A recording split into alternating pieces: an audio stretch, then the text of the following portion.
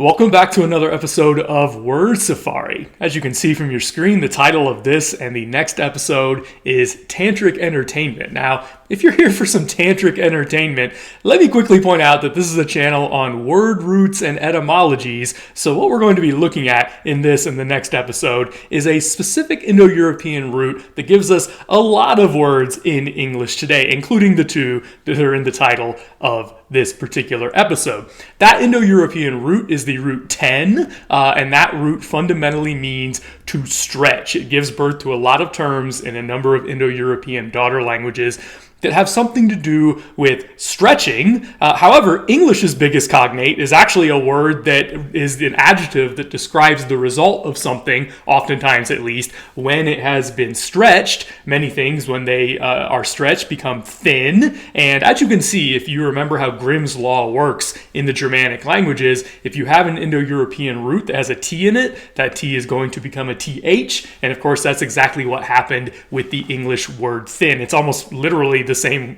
word as the Indo-European root 10, you just change the T to a TH. In other words, you apply Grimm's Law to it. So we all know the word thin in English, and that is our most common English cognate of this particular Indo-European root. For the rest of these two episodes, we're actually going to be looking at Latin words, Greek words, and one particular Sanskrit word that you might have already been clued into from the title.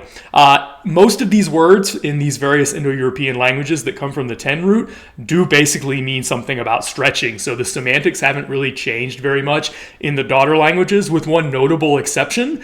Some of the words in Latin come from one particular Latin word that comes from the 10 root, but has evolved its meaning somewhat to mean to hold. And there's different interpretations as to how this particular word, the semantic drift of it at least, came from meaning to stretch to meaning to hold. But one idea is that you stretch out your hand, you grab something, you hold it, and that might be one way that this semantic evolution happened. All right, so let's start by looking at the 10 root in Greek. We get a number of words in English from Greek that come from the 10 root that have something to do with stretching. Many of these words will have an O vowel in the middle instead of an E vowel, and this actually goes all the way back to Indo-European because there are some nouns in which you replace the E vowel in the root with an O vowel to make a noun. We don't need to get farther into that right now, but that's what's going on with words like tone that actually have an O in there and not an E. Our word tone today in English comes from the Greek noun tonos, which just means a stretching, and again, this comes from the 10 root via the process that I just mentioned about replacing the E with the O in the root. Now, why would this originally mean a stretching? And originally in Greek, it just meant any kind of stretching, but of course in English, our word tone doesn't necessarily have anything to do with stretching, at least not obviously, until you think about it. As it turns out, we get a lot of our musical vocabulary from ancient Greek because the ancient Greeks were very interested in the science behind music. They had a number of stringed instruments, especially the lyre, L-Y-R-E, which, is sort of like an ancient guitar if you want to think of it that way, or an ancient, some other stringed instrument like we have today.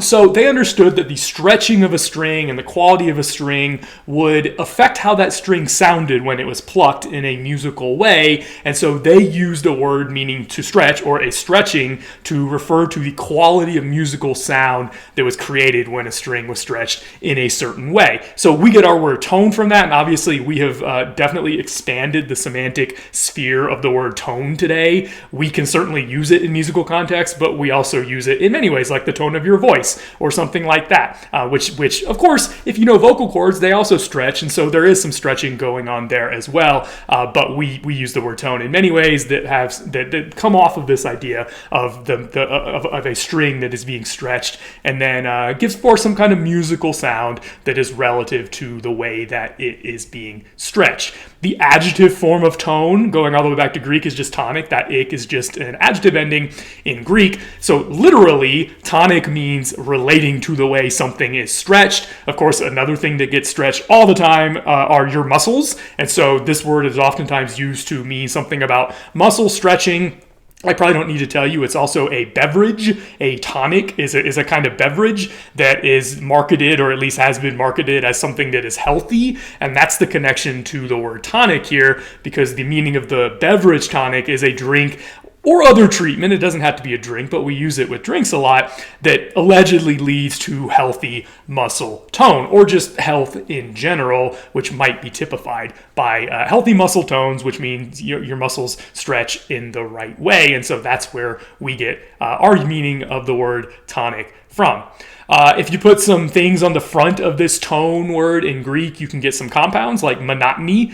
Just comes from the Greek word monos, which means one or alone. We have a lot of mono words in English, plus tonos, like we just saw. And so if something is monotonous, or if it's in a state of monotony, it's in a state of having only one tone. Again, we use this in many metaphorical ways that are beyond music today, but music and music theory was the original semantic sphere of this particular word.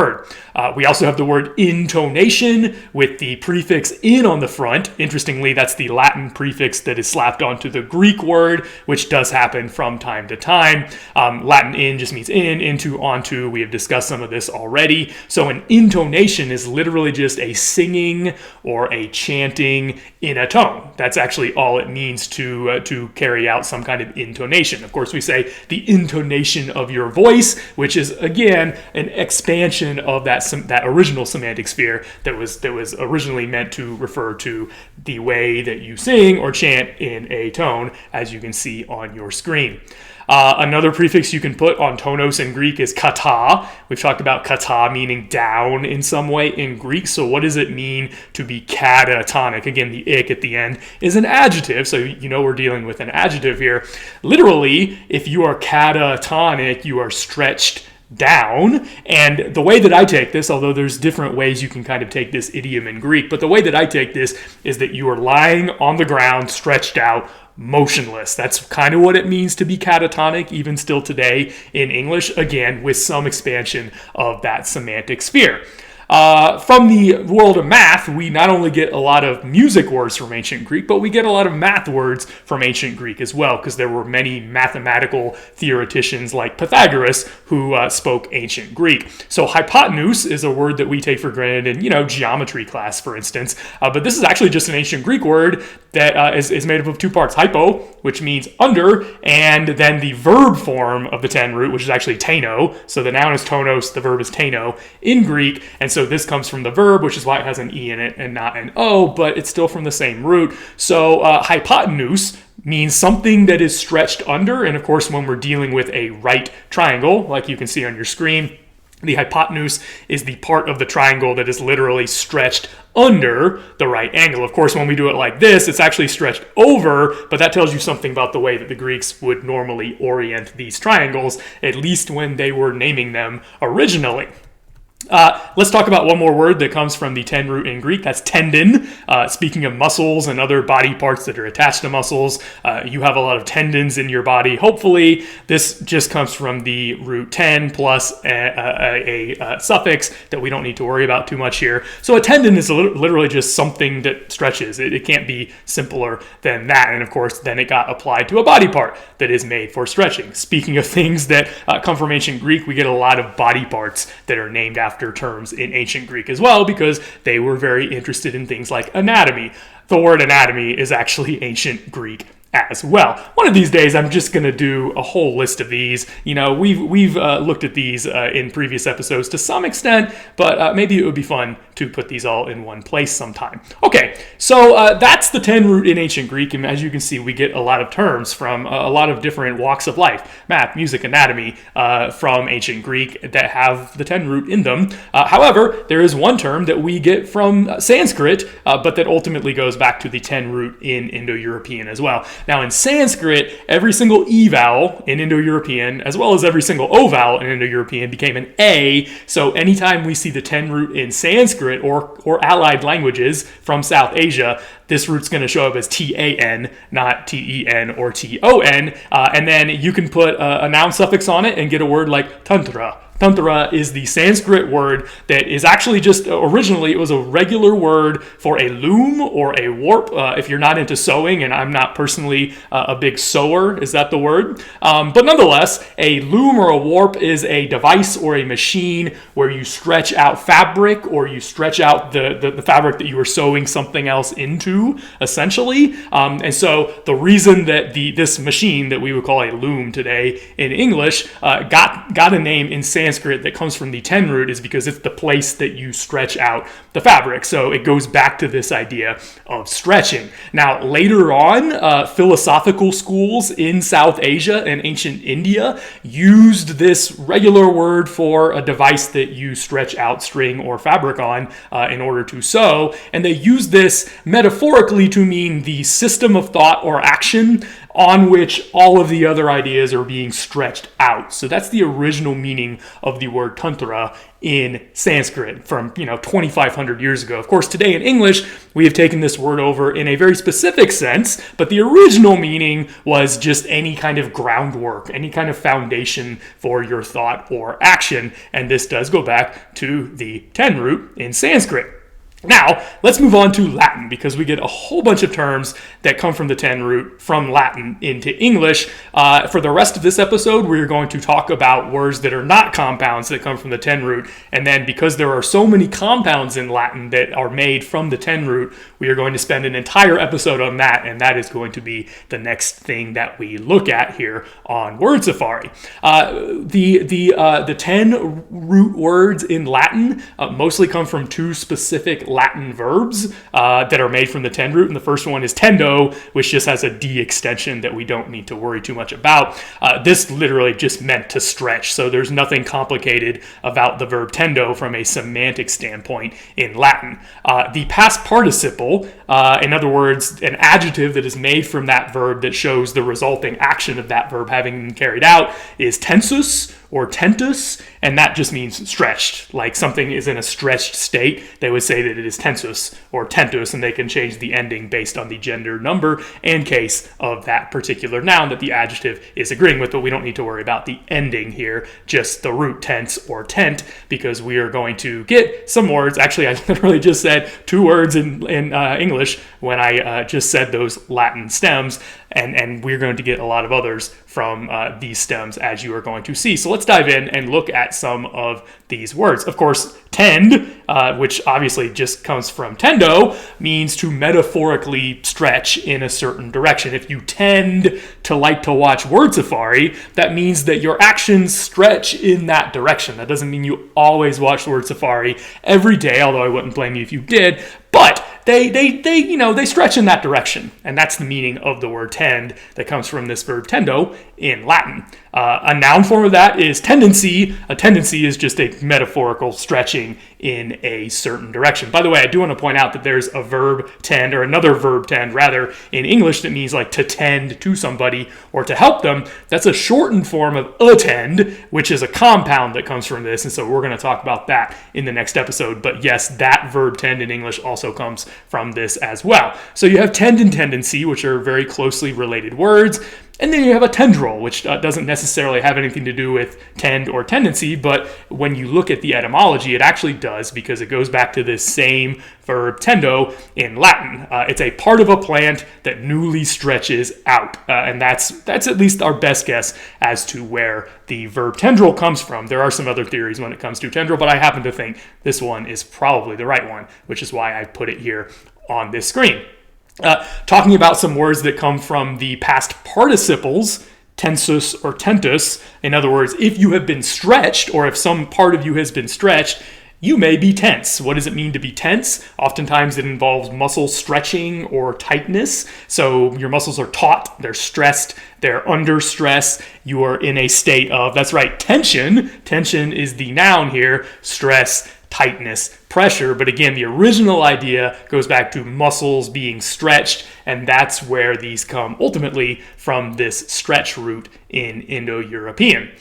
Tent, also comes from the other form of the past participle that has a T instead of an S in Latin. So why would the word tent that we all know about in English come from this root that means to stretch? Well, literally, a tent is just something that has been stretched over something else, because it comes from that past participle that is the result of the action. Something that has been stretched. That's literally all a tent means. However, today in English, the most common meaning of the word tent is a particular kind of structure that is made by stretching, there's the stretching part, stretching fabrics over poles or other supports. That's essentially what a tent is. And so when we call it a tent, we're actually referring to the fact that it is some material that is stretched out over something. That is the etymological meaning of the word tent. Now let's talk about the other verb in Latin that comes from the ten root. One of them was tendo, and that was the simpler one that just means to stretch. But teneo, which is another verb, and actually a more common verb in Latin than tendo is, if you've ever read any Latin, you see teneo all the time. There are many cognates of this word in the Romance languages, like Latin, or rather Spanish, tengo, tiene. Those words come from this word teneo in Latin, and of course it's in French and other Romance languages as well. Now, in Spanish, for instance, it's come to be the regular word for to have. Yo tengo means I have. That's the regular way to say I have in Spanish. But in Latin, it didn't actually mean have just yet. It was a little bit stronger. You can see how it evolved, but the original meaning of this word in Latin was not to have, but to hold, specifically to hold something, like hold on to it, grasp it, hold it in your hand, or whatever. So the past participle of this was the same. I already mentioned that we think we know how this word that means to hold would have come from a root that means to stretch or to grasp or whatever. So we already talked about that. So let's talk about some words in English that we get from this Latin verb teneo that specifically meant to hold. One word that we get is tenable. Tenable just means able to be held. Ten is held. Able is able, obviously. So if something is tenable, it's able to be held. And we usually use this in the context of ideas. If we say that you have a tenable idea, it means that, yeah, it's worth thinking about. It might be right. It might be wrong, but at least it's possible. If we say that your idea is not tenable, or something is not tenable, it means that it's not possible, it's not going to work out, and we don't need to worry about it. Another word that we use in English today that comes from teneo in Latin is tenet. Tenet is just an idea held by a particular group. Actually, tenet is just the third person singular present active indicative form of the verb teneo in Latin, and so it just means he, she, or it holds. And in medieval treatises, for instance, this would be an introductory word that would then contain the beliefs or whatever of a particular group. It holds, this group holds these beliefs, and so tenet came to then be a noun rather than a verb like it was originally, that means the things that are held, the ideas that are held by a particular group.